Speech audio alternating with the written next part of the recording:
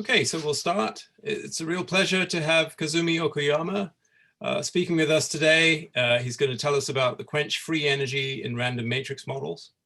And feel free to unmute yourself and ask questions during the talk. But we'll also have time for questions and more extended discussion at the end. So go ahead, Kazumi. Okay, thank you for inviting me to this seminar at USC. I'm very happy to visit USC virtually. And the title of my talk is Quenched Free Energy in a Random Matrix Model. And this is based on these two papers. So as you probably know, recent development in quantum gravity in lower dimensions, like in two-dimensional quantum gravity, suggests that this kind of model involves some kind of ensemble averaging. And the most well-known, but the most famous example is the duality between the SYK model and JT gravity, Jackie tidal volume gravity in two dimensions. And on the boundary theory, the SYK model is defined by averaging of the random coupling among fermions. So this duality clearly involves some kind of ensemble averaging. And on the bulk gravity side, this averaging is related to the existence of Euclidean wormhole connecting the different boundaries of space-time. Okay, maybe you are familiar with this story, right? And this relation between the ensemble averaging and holography and quantum gravity in two dimensions is clearly shown by the paper by Sard, Schenker, and Stanford. And they found that the path integral of JT gravity is completely equivalent to a double-scaled random matrix model. Okay, and in this story, the boundary theory. In the boundary theory, the Hamiltonian of the boundary theory essentially becomes a random matrix model, a random matrix, and the integral over the random matrix plays the role of averaging. And okay, and in this story, the important role is played by this partition function, the usual trace e to the minus beta h. H is the random matrix, and the insertion of this object, partition function, into the random matrix integral corresponds to the creation of the boundaries in 2D space-time in the context of JT gravity. Okay, so this Z corresponds to the boundary of space-time. Okay, and we can compute the correlators of the G's, say G square, and this bracket denotes the average, in this case, matrix integral. So we consider the G square, average of the G square, and this corresponds to the two boundary space-time in bulk space-time picture. But usually this correlator is decomposed into the two parts, disconnected part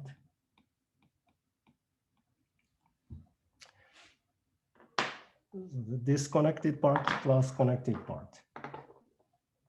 Okay, this is the usual story for the averaged quantity. And on the bulk gravity picture, this literally corresponds to the disconnected space-time and connected space-time, which is depicted like this, pictorially shown like this. And for the connected piece, corresponds to the Euclidean wormhole connecting these boundaries. Okay.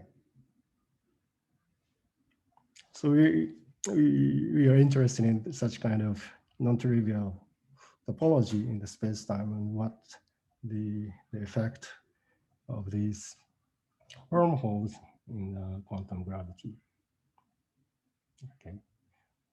One can generalize this story for, say, 3 boundary case, and then the average of the Z cube is also decomposed into various pieces, the totally disconnected piece and partially connected piece and the totally connected piece like this.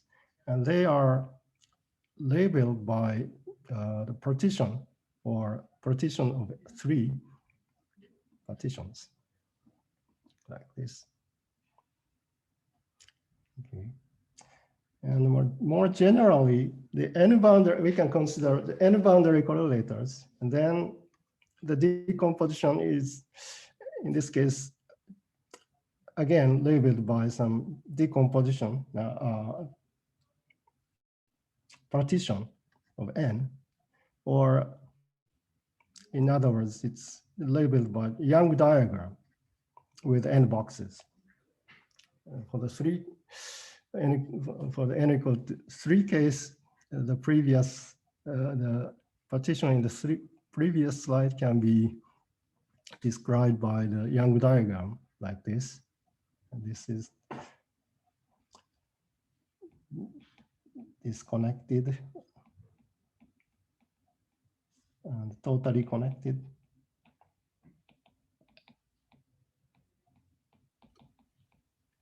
What is the meaning of the diagram in this case? I mean, again, please. The usual Young diagram corresponds to tensors, right? So, namely anti-symmetric tensors, mixed symmetric tensor, completely symmetric. In this case, is there such a notion of tensor to be using Young diagram? Why is Young diagram being used? It's not a tensor or something. Or there's no indices. Or this just labels the how the boundaries are connected. So but why Young diagram? Young diagram has the meaning of symmetrization, anti-symmetrization, and so on. Why Young in this case?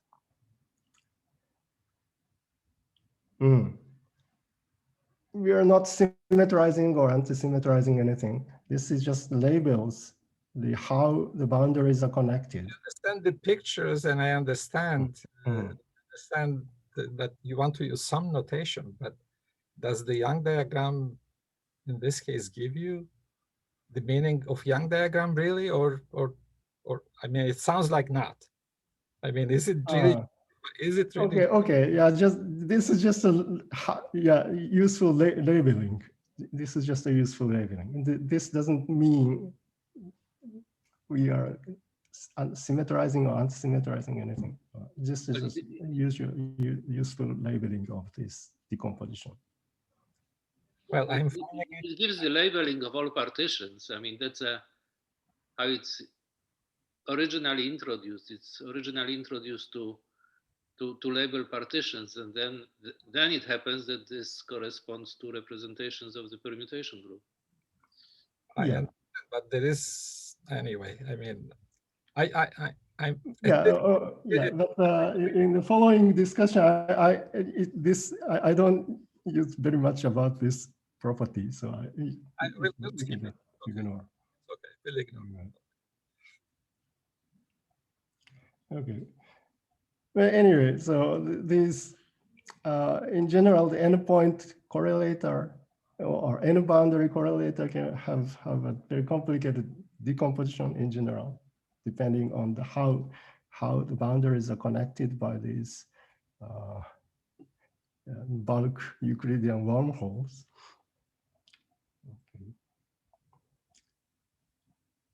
Okay, this is just the background. So today I'm going to talk about I want to focus on the quantity, the so-called quenched free energy. This is the average of the log of partition function, average of the log z. Okay. And you can also consider another notion of free energy called annealed free energy. This is defined by log of the average of Z. So average of log Z and log of average is, in general, they are different. And we are interested in the quenched free energy, okay, not the average, not the annealed one. Okay. And as I'll explain later, the quenched free energy has a nice thermodynamic property, thermodynamically well-behaved quantity, but the annealed one doesn't have such a nice thermodynamic property. Okay, and the usual way to compute the quenched free energy is the so-called replica trick. You first compute the average of the Z to the N, and then take N go to zero limit like this. And then you get the average of log Z. Okay. And the usual way to compute this replica trick is first compute Z to the N for integer N, the positive integer N, and somehow you analytically continue it to N equal to 0. Okay. So first you consider the positive integer N, and then analytically continue it to N equal to 0.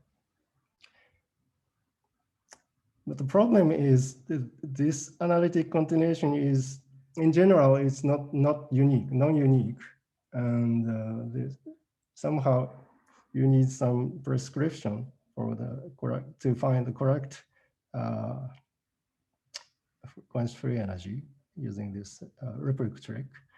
And it's this analytic continuation rather subtle. On the gravity side, this computation involves the wormhole connecting different replicas, so-called replica wormholes.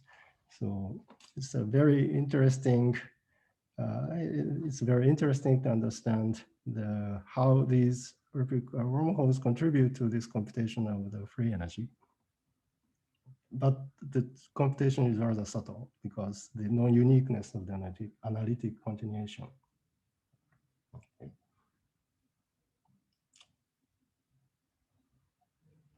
And quenched free energy has to satisfy some certain thermodynamic inequality.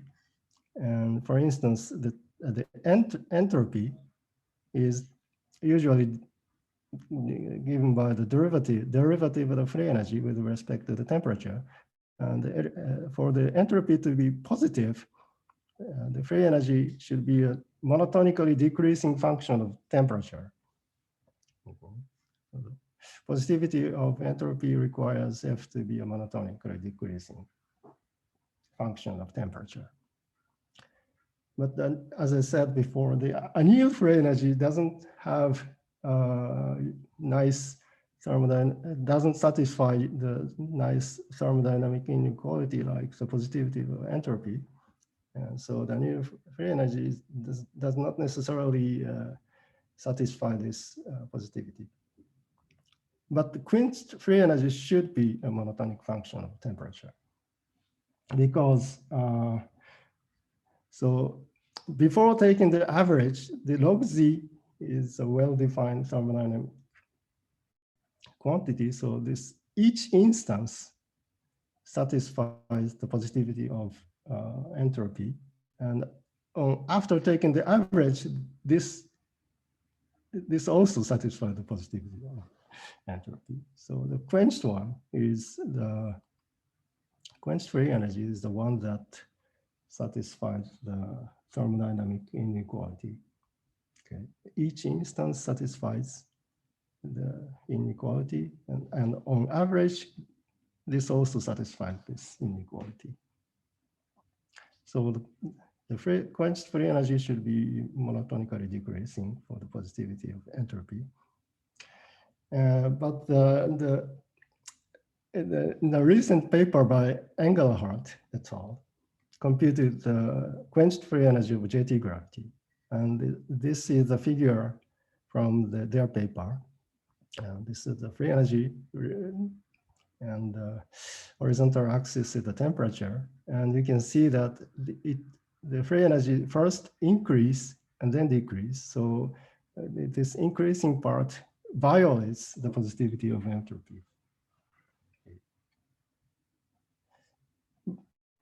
But they computed this quenched free energy using certain prescription of analytic continuation. And I believe that this non-monotonic behavior comes from the problem in their analytic continuation.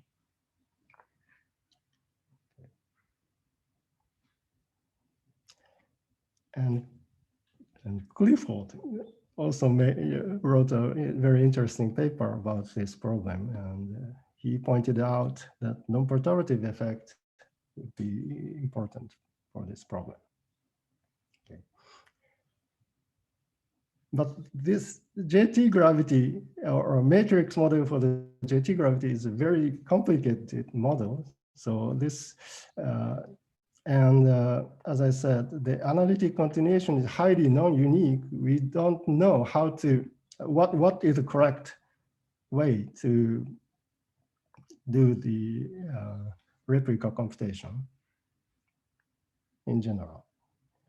So in this talk, I will consider a simplified model, toy model for this problem, namely the Gaussian matrix model. So the JT gravity is equivalent to certain double-scaled random matrix model, but that model is a very complicated model. So I want to understand what is going on in a simplified toy model, okay, Gaussian matrix model. And I want to compute the quenched free energy in Gaussian matrix model.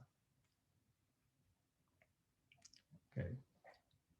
And nice thing about this model is that the quenched free energy can be computed directly without using the replica trick. Just insert the log of z, this is z, into the matrix integral. Log of z into this matrix integral. And H is n by n Hermitian matrix, and the integral is over this random Hermitian matrix with the Gaussian measure. Okay, this is called the Gaussian matrix model.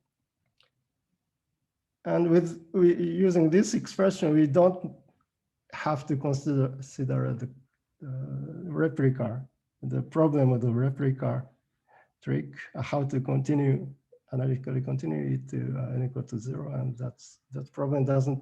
We don't have to deal with that subtlety of analytic continuation. We just directly evaluate this integral. You can just directly evaluate this integral without using the replica trick.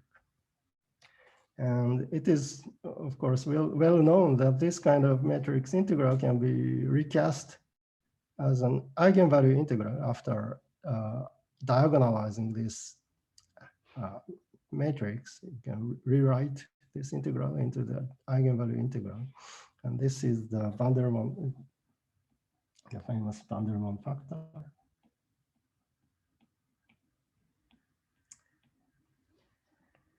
And this part is a log z. This part is a log z. So what we want to understand is the behavior of this quantity as a function of the temperature. Okay.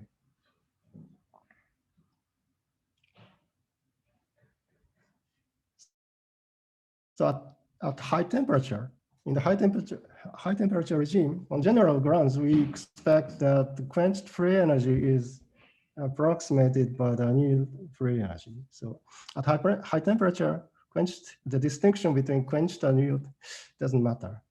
Okay, just almost equal to each other.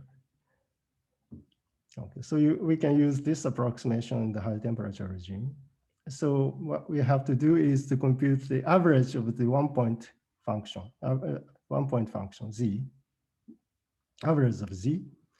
And actually, this average of z in Gaussian matrix model has been computed by Druck and Gross. And they found the exact result at finite n. This is the exact result at finite n. By the way, this computation appeared in the completely different context, namely the computation of Wilson loop in n equal to 4 super Mills. But the computation of Wilson loop n equal to 4 super Mills is reduced to a Gaussian matrix model by the so-called localization technique. So the Wilson loop computation essentially in n equal 4 super Mills is reduced to the Gaussian matrix model. So this quantity appeared in their paper. So we know the result for the 1-point function. And then taking the log of this expression, we get a new free energy, which is approximately equal to the quenched free energy at high temperature.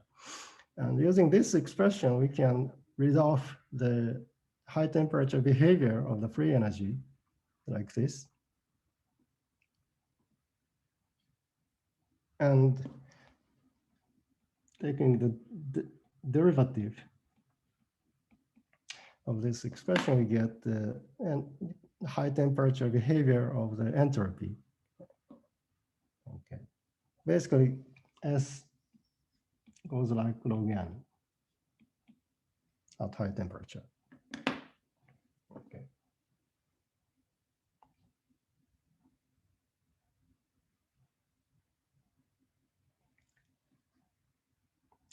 So this is the high temperature regime. And on the other hand, we are also interested in the low temperature behavior of the free energy. And in the low temperature, or in other words, beta goes to infinite limit of this partition function. And taking the log, then we get the smallest eigenvalue.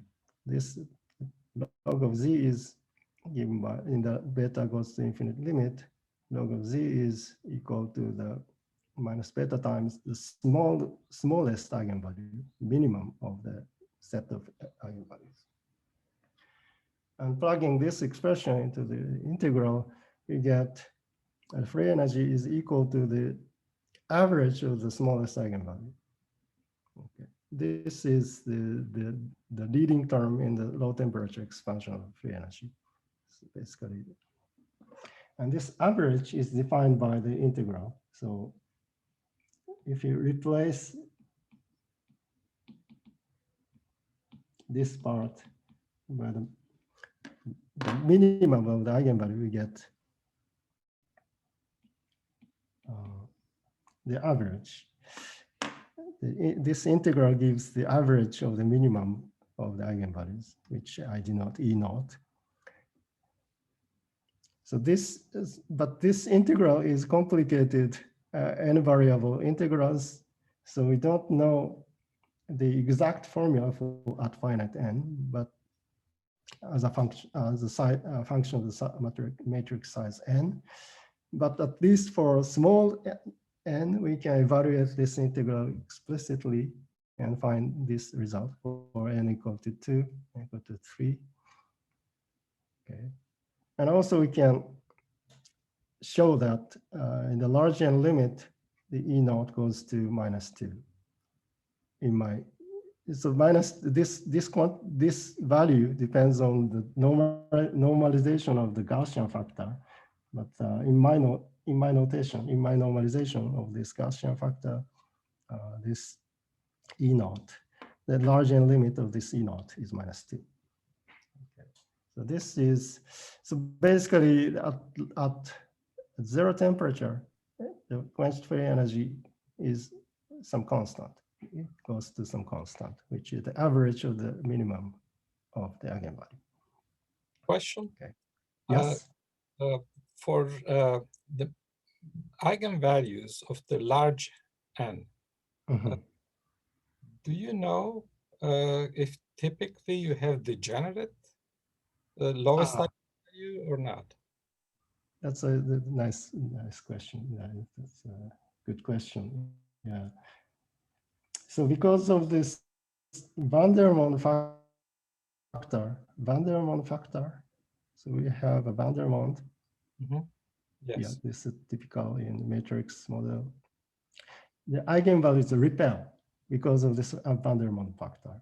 Right. So it's, or the degenerate configuration of the eigenvalues are suppressed because of this van der Waals factor. So basically, the smallest eigenvalue is uniquely, yeah. So I'll come back.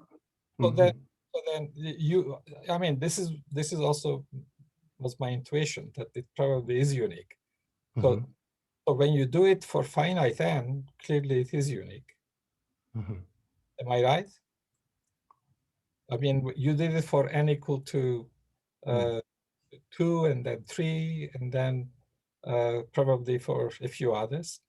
But it is a random matrix, you know, how do we know?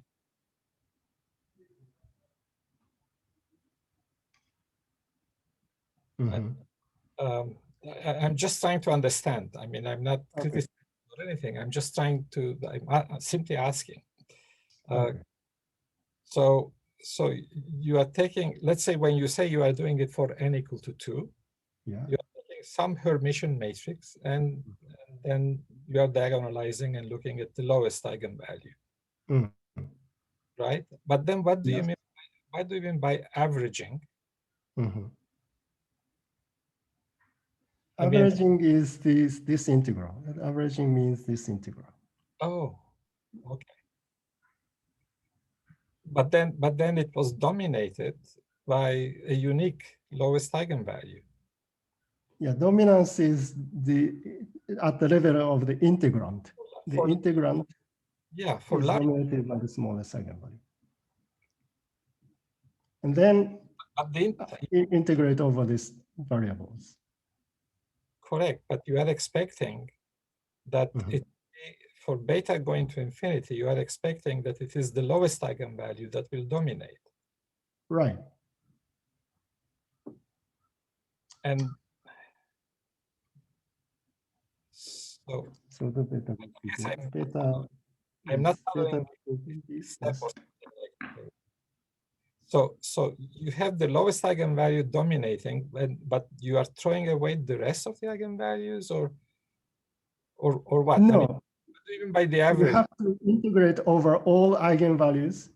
Yes. But the integrand, we can replace the log z by the minimum, the smallest eigenvalue, the lowest eigenvalue. But you have to integrate over all eigenvalues. But this log z part can be replaced by the smallest, lowest eigenvalue. All right. So then, okay.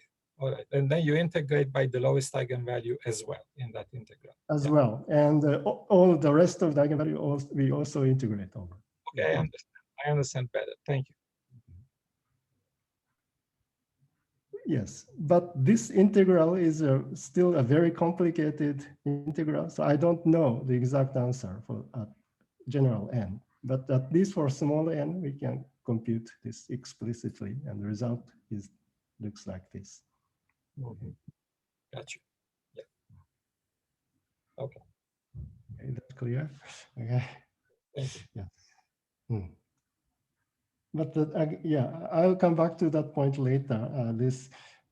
There's no, we don't have to care about we don't have to worry about the degeneracy because of this van der Waals factor. So basically the minimal eigenvalue is, there's a single, the unique lowest eigenvalue. Okay. And so the leading behavior is just a constant, which is given by the average of the minimum eigenvalue. But we can study the correction, small t corrections from this constant piece by just rewriting this integral in this way. Basically, you just pick one variable of this integral one variable of integral as the lowest eigenvalue, say En, say En is minimum. And we can, without loss of generality, we can choose the En and nth eigenvalue to be the minimum, the lowest one. And then the rest of the eigenvalues are restricted to the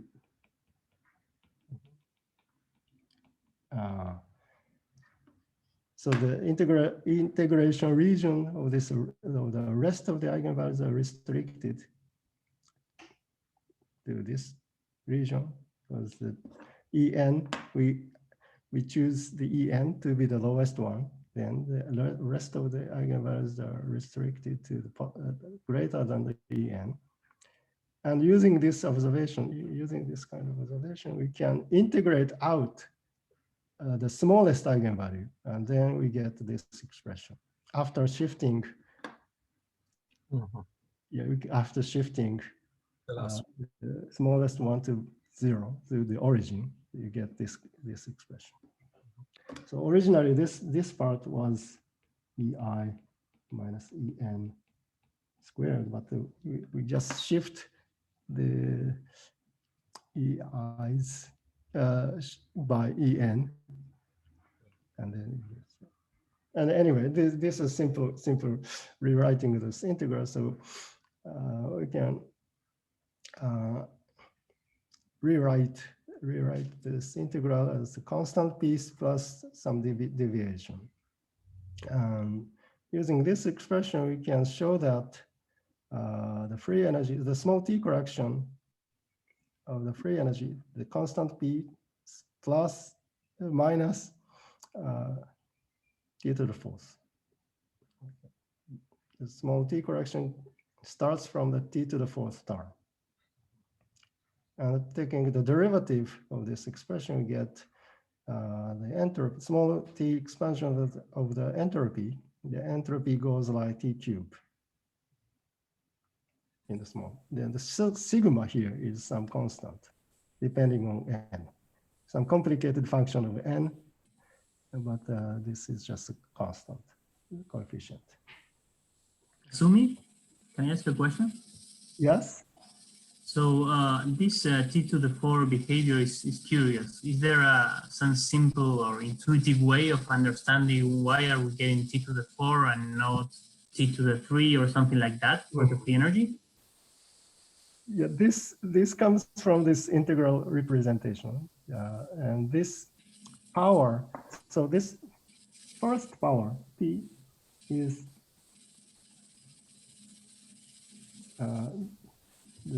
the first power comes from the definition of the free energy. This P. And the other, so we need, I need 3 powers more.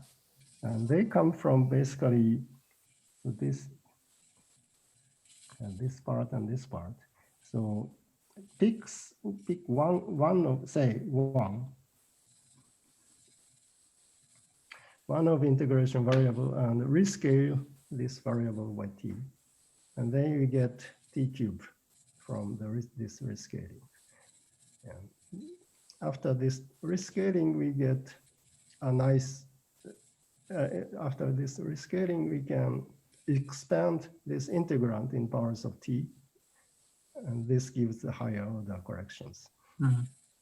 The leading term just comes from the measure factor. So the t cubed comes from this one, and extra term, extra power t comes from the definition of t. And the deviation starts from the t to the 4th. Okay, thank you. Yeah, but yeah. Okay.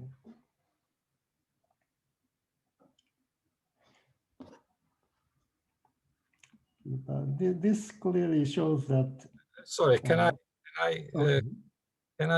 ask a little more about the explanation that you gave? Yes.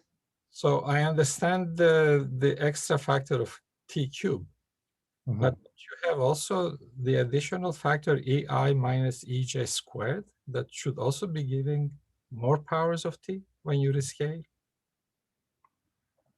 This part, so you can expand in powers of t for this part, and that part just gives a higher order corrections. You can check. You can check this part just gives higher order corrections. Basically, the leading correction comes from the major factor. This part and this part. We can explicitly check that this. You can just Taylor expand this the rest of the. In other words, you want to take the log, the expansion of the log also into account. So there are n-1 terms. So say 1 plus e minus ei e1. But I mean, you need to put, yeah, okay. Yeah. So in the extreme low temperature limit, these are non-perturbative Okay. in small t limit. So it goes to 0. So you can just pick one eigenvalue as Okay. and then rescale this part. The rest of the sum are non-perturbative in that small t limit. I understand that, yes. And then, I mean, I'm worried about the factors EI minus EJ squared. This part, yeah, this part is also, so this part only involves the t, say ti1 minus t2 squared. But this, in the small t limit, this just this doesn't increase the power of t. I'm sorry, yes. Okay, I understand. Power of t comes, yeah, power of t comes from Thank you. Thank you. You explained it. Thank you. Yeah, what I want is, so yeah, okay. This result indicates that at the zero temperature, entropy is 0. Entropy vanishes. Okay. So here is, this slide is a summary of the behavior of the entropy as a function of temperature. So as we have seen that at high temperature, the free energy is approximated, the quenched free energy is approximated by the annealed free energy. And using the exact result of the annealed exact result of the 1-point function, we find log n. The entropy is log n at high temperature using this exact result. Okay, so the high temperature limit of the entropy is log n. And this is expected because the n is the size of the matrix, dimension of the Hilbert space. So the log n is the maximal entropy of the system. So at high temperature, the entropy just approaches the maximal possible entropy of the system. So this is expected result. And you have also seen that the entropy vanishes at 0 temperature, like T cube. Okay.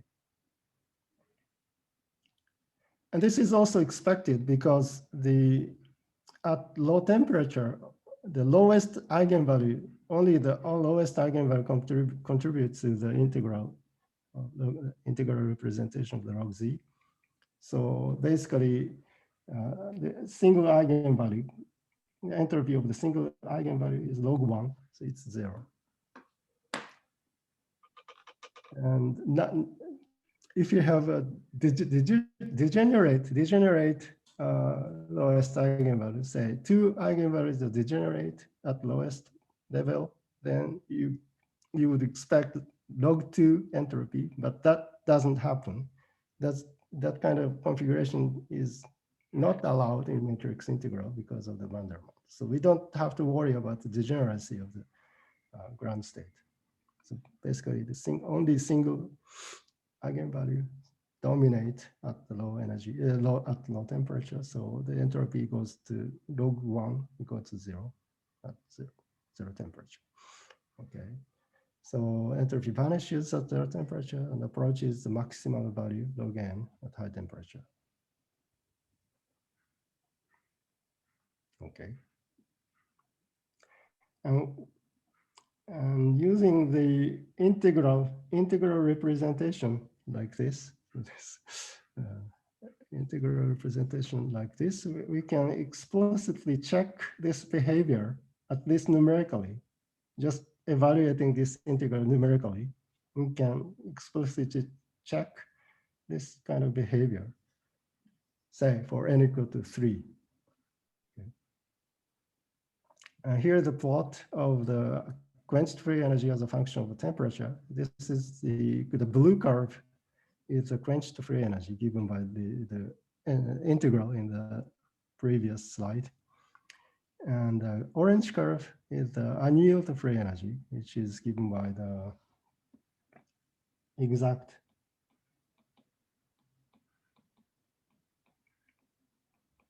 some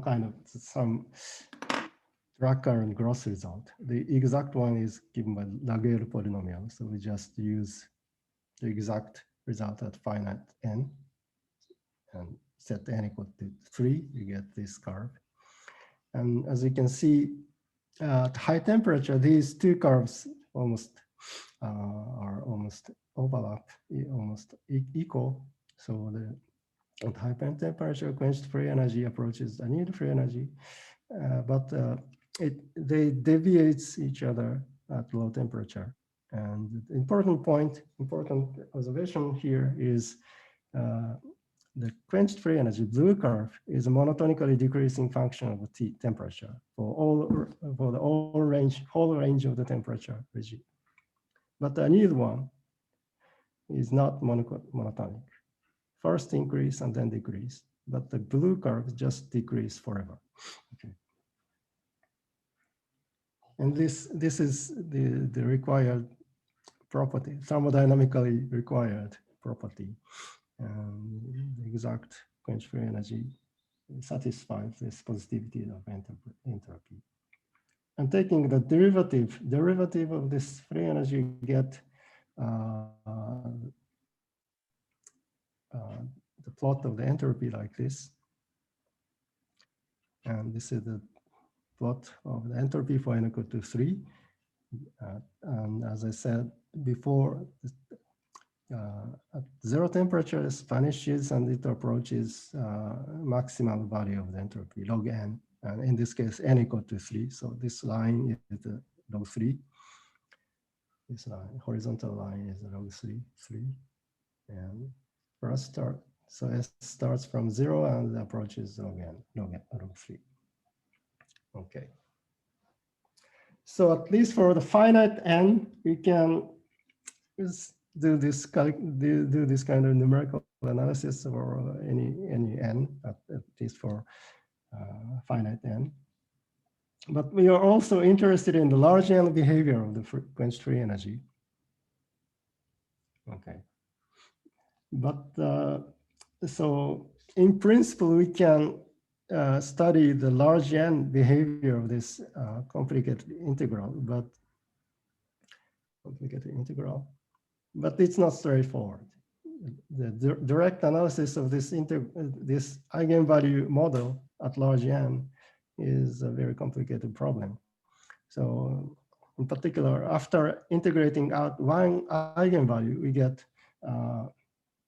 this expression, and this involves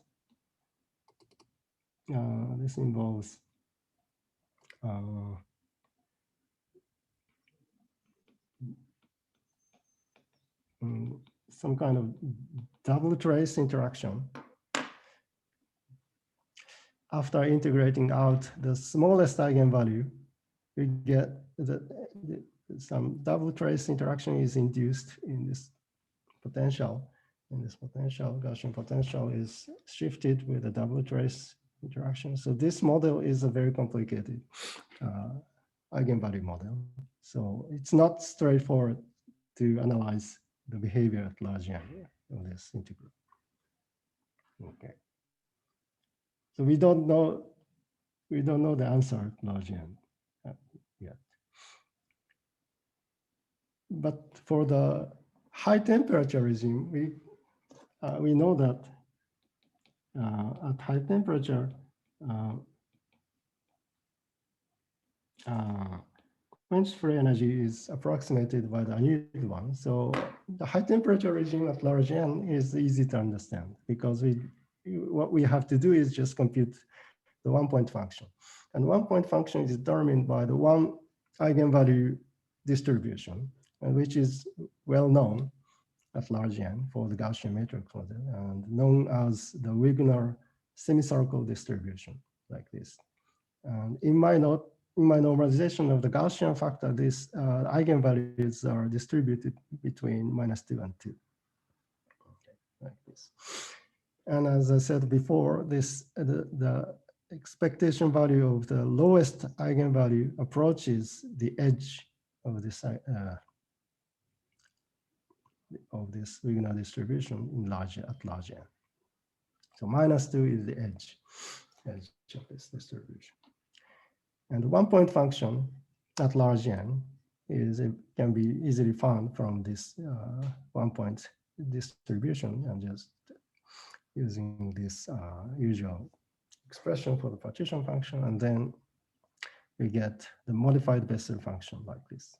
And this is also well known in the completely different context, namely the computations of the Wilson loop in n equal to 4 super-Yang-Mills. In the large Tooft, this beta basically roughly corresponds to the Tooft coupling in n equal to 4. So at large lambda, large Tooft coupling, it's known that the Wilson loop expectation value is given by the Bessel function. And this is a similar story. Okay. And we want to understand the low temperature behavior of this annealed free energy. And at low temperature, this Bessel function behaves like this, exponential times some prefactor of beta. Okay, using the asymptotic form of the Bessel function, we get this expression for large beta. But this exponential behavior comes from the edge of the Wigner distribution. Okay, if you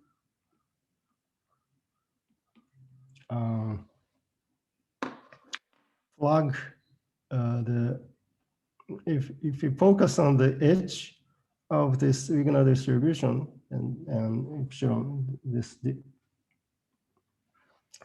epsilon go to 0, and then expand this square root expression around this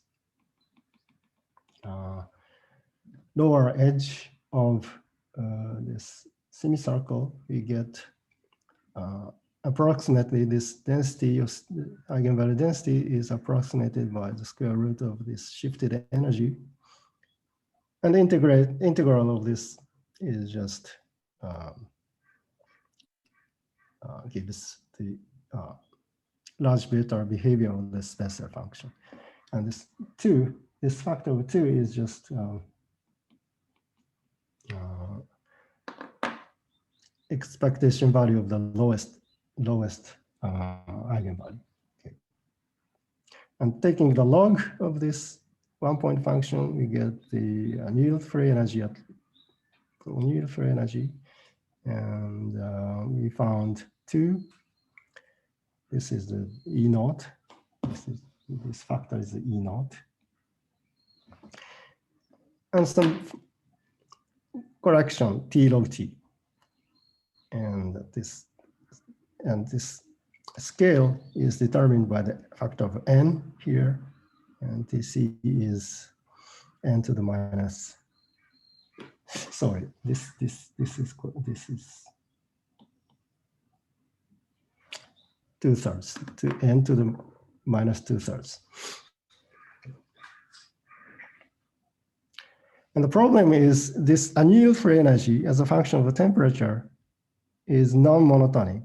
And this is not the correct quenched free energy. So at large, so we want to understand the Largian behavior of the quenched free energy, but at least for this, at least for T larger than some critical temperature, this is the behavior we expect. But as we decrease the temperature, this this annealed free energy is no longer a correct approximation for the quenched free energy. So we have to find the low temperature behavior using some different technique, but we don't know the answer. I don't know the answer, but we can speculate the plausible behavior of the quenched free energy, and this is one example of the plausible scenario. I'm not saying this is the correct Largian limit of the quenched free energy, but one possible scenario is like this. So this dashed curve is the annealed free energy, which is non-monotonic. Somehow, this for the quenched one, this non-monotonic part should be flattened at below some temperature. So the one possibility is just below some temperature, the quenched free energy becomes just constant, say, and then goes to the annealed one. This is one possibility.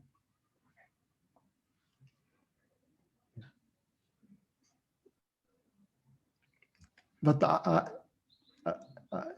this is not obtained by analytic calculation of the Largian limit. So, but this is just a scenario, plausible scenario.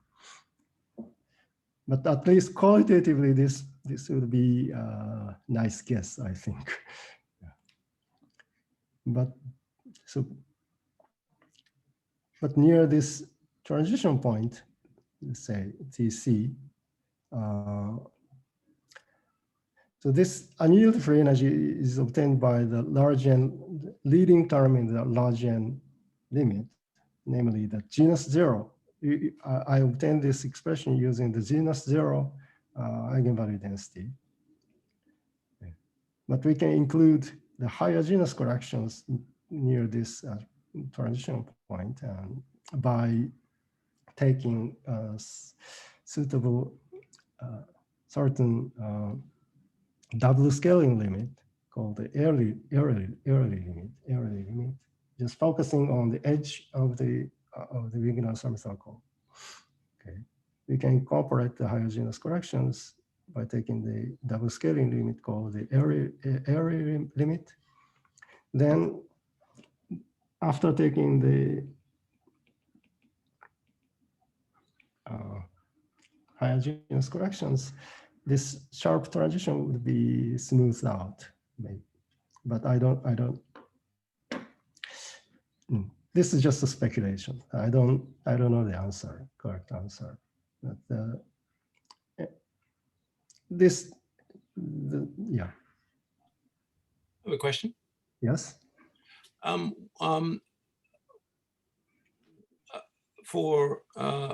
you in your speculation, you're still assuming that at large n at low temperature, the free energy still goes to -2. Yeah. So at zero temperature, this is Right, that was the result you had. Right, that was the initial result. I see. Good.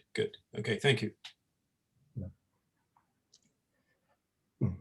Well, it's be interesting to compute the Largian quenched free energy, even in this simple simplified Gaussian matrix model, it's a very interesting question, interesting problem to derive this curve analytically.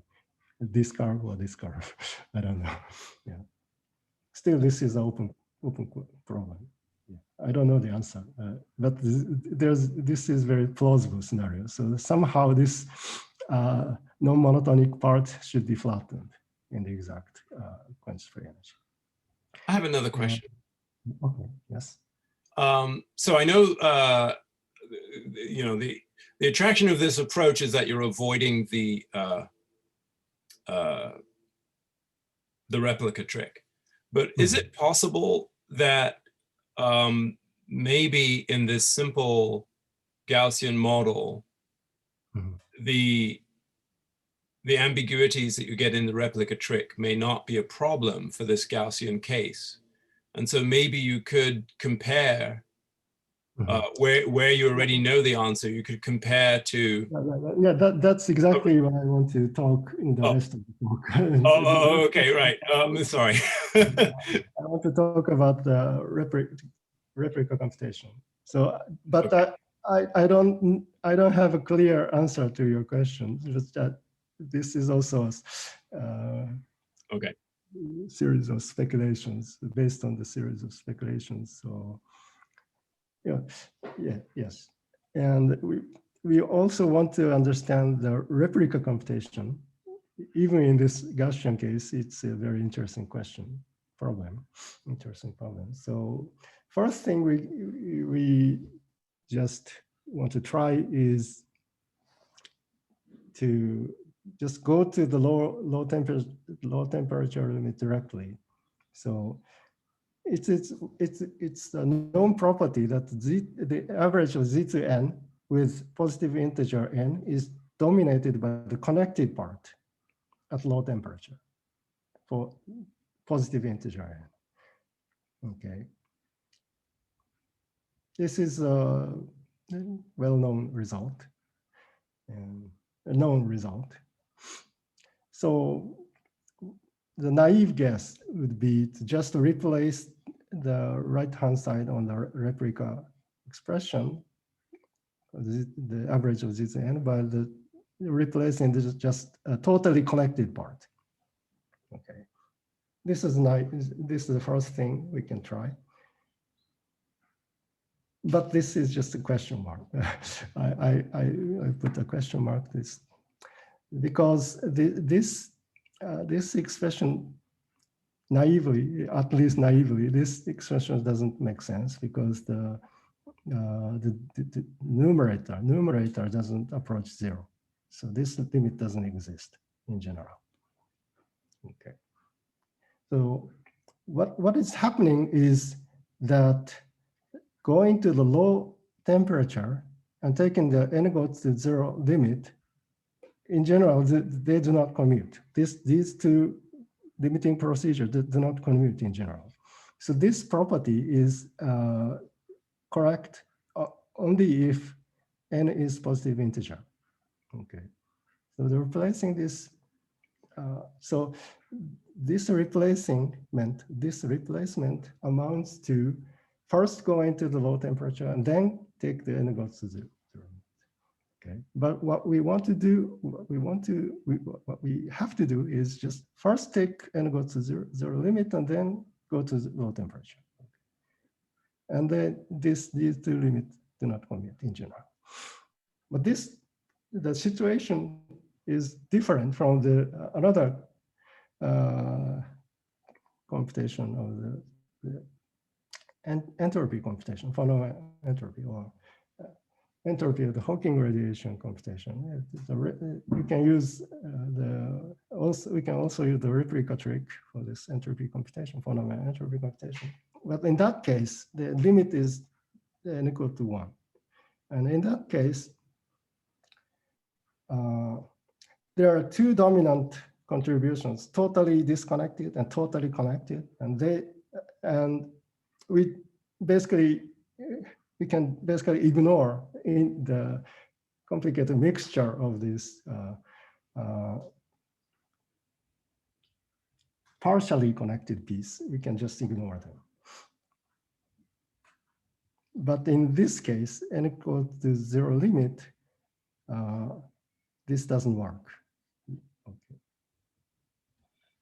May I ask, the first equation on this slide, is it approximation? Is it true in the large n limit? No, this is a general property even for finite n. So I will show you the plot in the next slide. So in general, the average of this n is decomposed into various species, as I explained before at the beginning of the talk. I explained there are a bunch of terms. There are many possible terms representing the how the boundaries are connected, and here the plot. So this.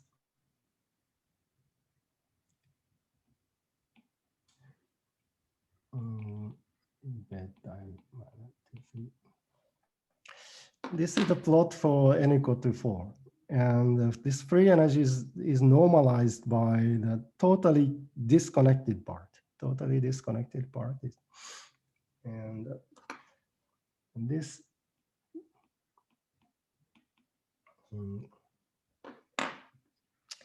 the right side of this figure is the low temperature. The large beta corresponds to low temperature. And as you can see, that this 4 is totally connected.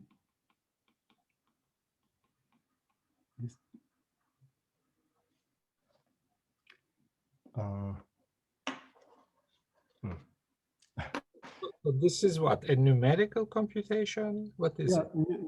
So in the Gaussian matrix model, the average of z to the n can be found in exactly, can be computed exactly, and we can plot the free energy.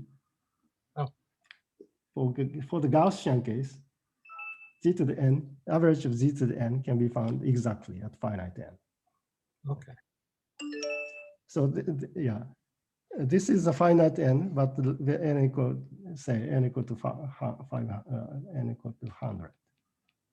Okay. Finite n, but we can find the analytic expression at finite n for Gaussian matrix model and just plot free energy.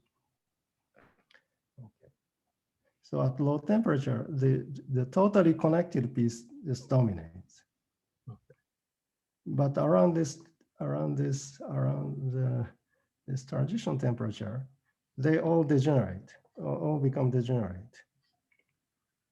So different connectivity. So this Y labels the different connection of the boundaries. They all become degenerate. Okay.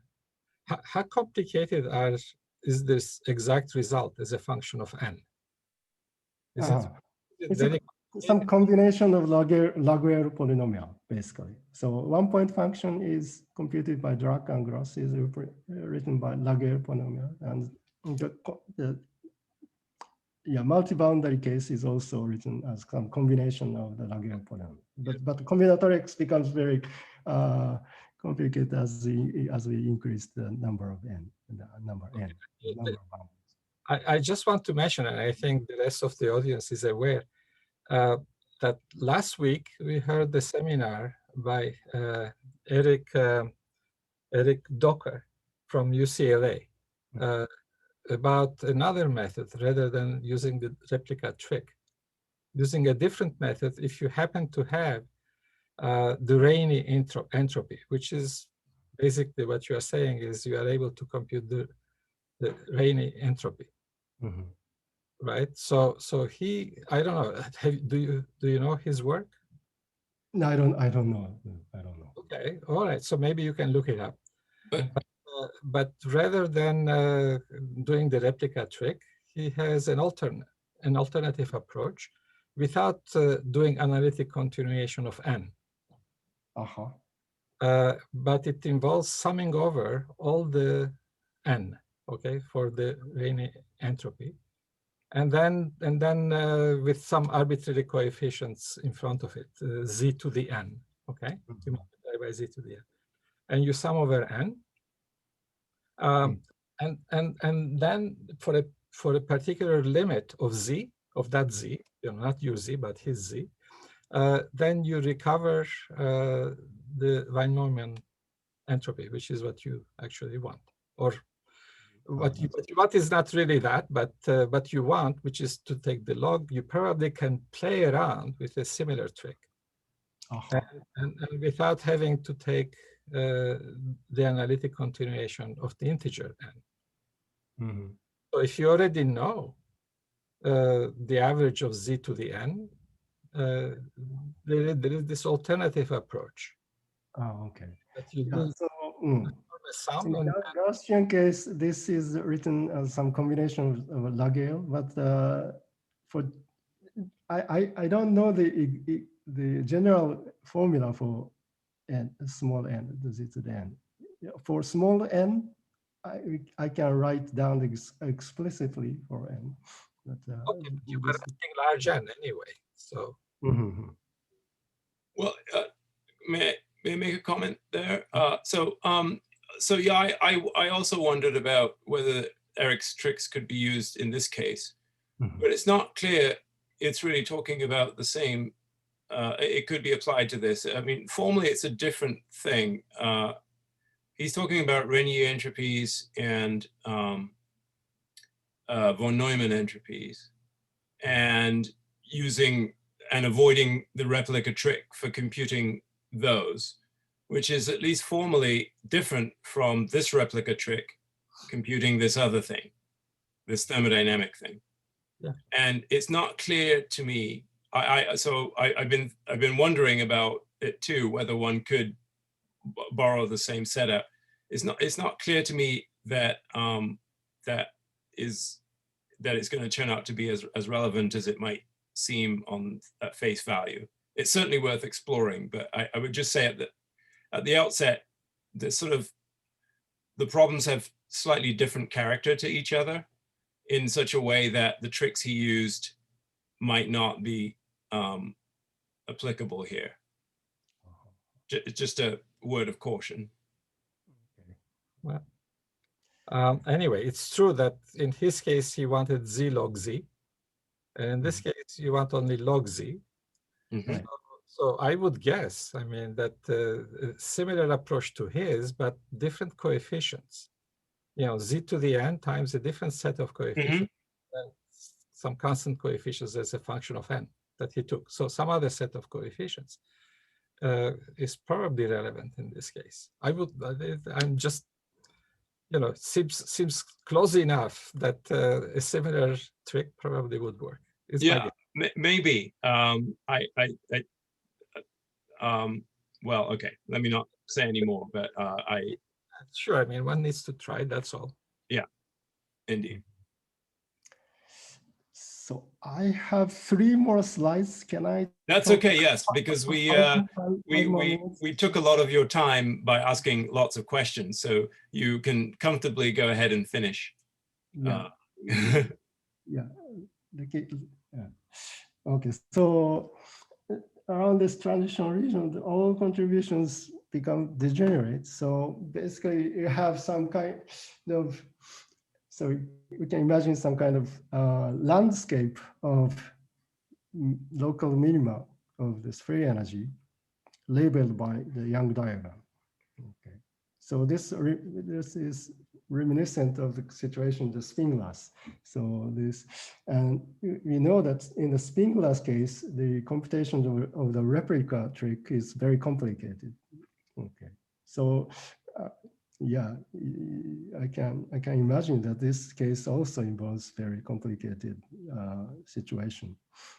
So, and as a comparison, it's very interesting to compare to the so-called random energy model introduced by Derrida in 1980s, I think. And this model exhibits the spin glass phase with replica symmetry breaking. And this model is very close to the random matrix model we are talking about. This model is defined by the eigenvalue model. but they are treated independent Gaussian variables. So basically, if we ignore the van der Waals factor in random matrix model, we get a random energy model of Derrida. And this model exhibits the spin glass phase. So it's very similar. So if you just ignore the correlation among the eigenvalues, we get a random energy model, and the random energy model has a spin glass phase. Okay, and this model, random energy model, quenched free energy can be computed without resulting the replica trick, as in the case of random matrix model, and is in the large n limit. Okay, so the free energy can be computed without using the replica trick, but to reproduce the result of the quenched free energy using the replica trick, the Derrida argued that the z to the n, the z to the nth power should be analytically continued to 0 using this prescription, this kind of approximation in the low temperature phase. So naively, at low temperature, this is this horizontal Young diagram is totally connected, and the vertical one is totally disconnected. But we should consider somewhere in between, say, rectangular Young diagram, and then minimize the contribution with respect to the P. Okay. Then using this kind of, so this is approximate expression, but it becomes exact at large n. Okay. Using this kind of prescription, pick some particular contribution of this rectangular Young diagram, you get the correct quench free energy which was computed without using the replica trick. Okay. So yeah, this suggests that in the case of random matrix, we can use a similar prescription like this. Yeah. Okay. But I don't know. Yeah, I haven't computed this kind of. I haven't computed this.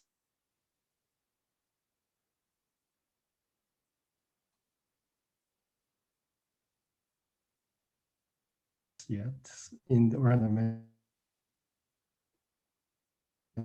matrix models, I don't know the answer, but it's a very totally connected and totally somewhere in between. Rectangle contribution is required to reproduce the quenched free energy, which is okay. So let me summarize. I have studied quenched free energy random matrix model without using the replica trick, and the result is a monotonic function of temperature as expected. And I also consider the entropy, which approaches log n at the high temperature and vanishes at the zero temperature. Okay. And there are many future interesting future problems. Of course, we want to understand this is the original motivation for this work. I want to understand the quenched free energy in JT gravity more. The role of the replica wormhole, the random replica symmetry breaking, spin glass phase, and so on. And also, Filipov made an important observation. The non-perturbative effect would be important. But even in the simplified model of Gaussian case, we don't understand the large n behavior of the quenched free energy. We have, I have shown you my speculation. Some at low temperature, it's flattened. And, I haven't derived it analytically, so it's a bit nice future problem to derive this behavior large n analytically. And also, and lastly, I want to comment the low temperature behavior of the free energy, which in the Gaussian model case, the single eigenvalue dominates the contribution to the quenched free energy, and which reminds me of the eigenbrain introduced by these authors. Basically, the eigenbrain is the brain in a space-time where the eigenvalue is fixed at some certain value. And this looks like, so in the case of this Gaussian matrix model, lowest eigenvalue is fixed, pinned to the edge of the regular distribution of large n. So this looks like eigenbrain. So I want to understand the space-time picture of this brain and possible connection to the spin glass phase. So this, I will stop here. Thank you for your attention. Thank you.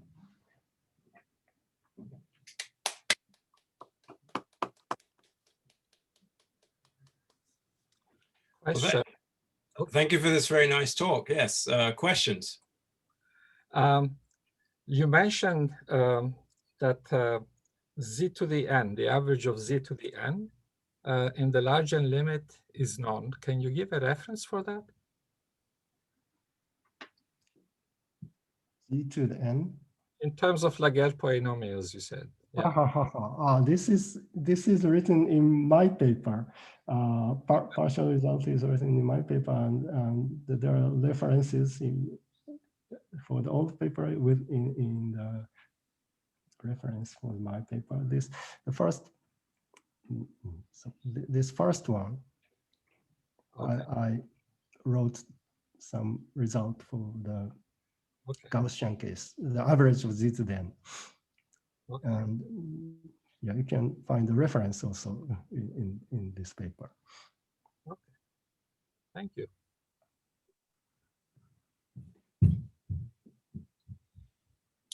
Any other questions?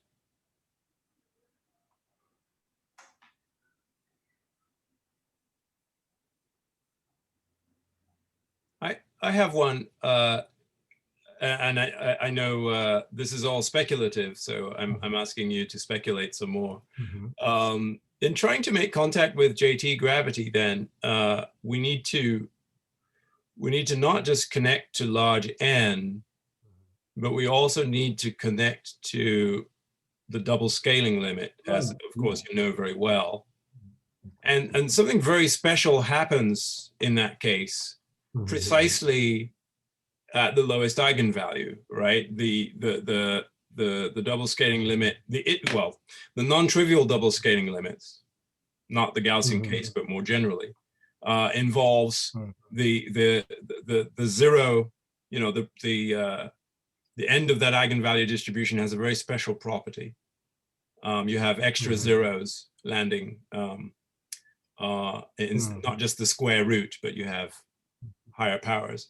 Right. And so somehow that is just sort of speculating about your comments, you can see that's going to really change things a lot in terms of how the free energy behavior is going to change in the low temperature limit, because it's again dominated by the lowest eigenvalue, but there's you know, the behavior is much more special in that case. And so I wonder whether you might have some, and I know you know all of this, I'm saying this for the benefit of non-experts, but my question really is whether or not you can anticipate how that would change some of your some of your guesses as to what the free energy might do in the gravity case, in the JT gravity case. Okay, yeah, that's a very interesting question. I don't have a clear answer to this question, but so basically, this is the result of the Engelhardt et al. Using some kind of analytic computation. But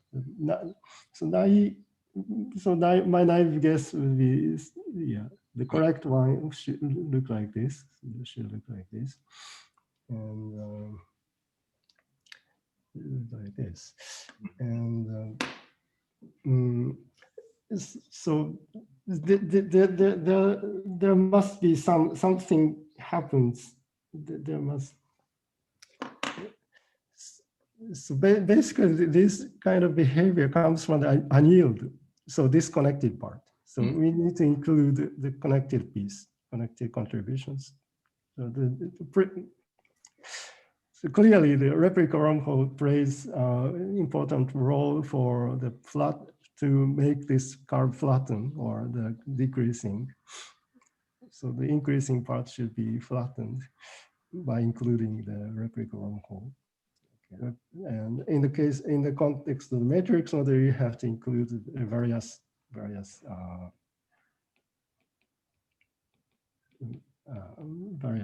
contributions of the different types of connections of the boundaries, and yeah. But as I said during this talk, this analytic continuation is very subtle. It's organic because the limit is very subtle, and I don't clearly understand what is the correct prescription to recover this monotonically decreasing function. And some analogy with the random energy model suggests we have to take this decomposition more seriously, and we have to include all the contributions basically. Just looking at the totally connected, the totally disconnected is not the right way to go. Well, that's the random energy model suggests, I think. Yeah. But the details are still to be filled in. I don't understand what is the correct way to go, correct prescription to recover this monotonic. And so from the matrix model, the view of the matrix model, the edge is very important. We have to focus on the edge to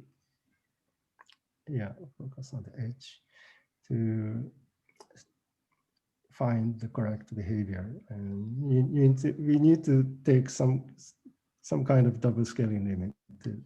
Even in this Gaussian case, the large N limit, the naive strict large N limit just gives the boring answer, because the transition temperature is order of n to the minus 2/3, which goes to 0 in the strict large N limit. You have to take certain double scaling limit to see to focus on this, to magnify this kind of behavior,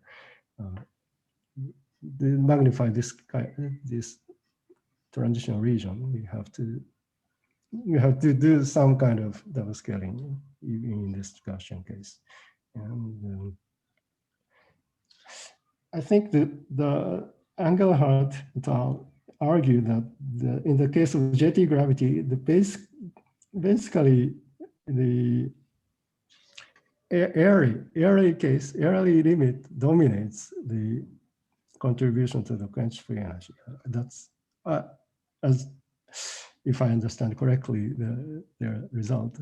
The Airy limit dominates the free energy of JT gravity. So yeah, the Gaussian matrix is a very nice starting point to study this behavior. But still, I don't, the analytic continuation is a very subtle problem. I don't understand the answer. I don't know the answer to your question. Yeah. Thank you. Any other thoughts or questions?